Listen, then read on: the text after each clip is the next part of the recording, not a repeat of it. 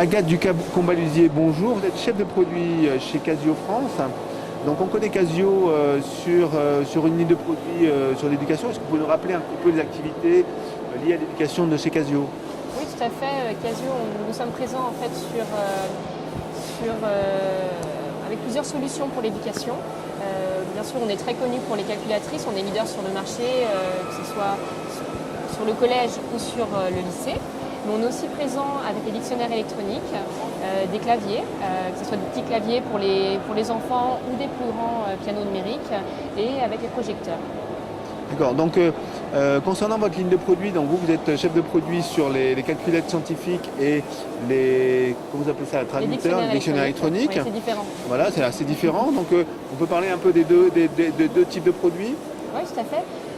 Aujourd'hui, que ce soit sur les calculatrices scientifiques ou graphiques, comme sur les dictionnaires électroniques, on va travailler avec un réseau de professeurs afin de travailler nos produits, afin que tous nos produits sont conformes en fait au programme.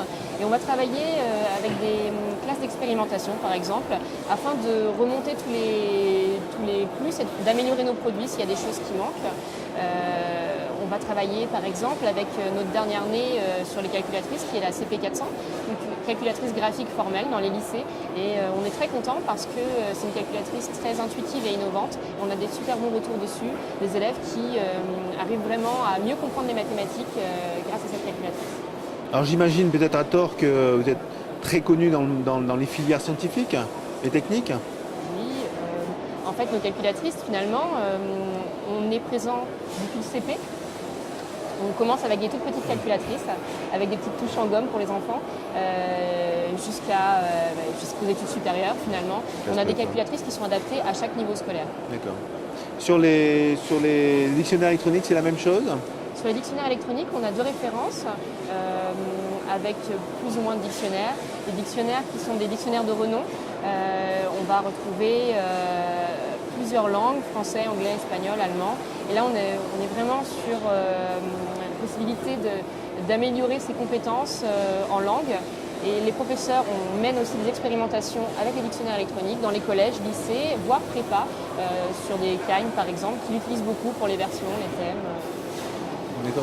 Quelle est votre position par rapport à des devices de type tablette qui inondent le marché aujourd'hui avec des applicatifs, des petites calculettes aussi? C'est quoi la démarche de Casio par rapport à son cœur de métier qui est la calculette et par rapport aux tablettes? Alors aujourd'hui par exemple, sur les tablettes, vous allez plutôt trouver des traducteurs en fait finalement.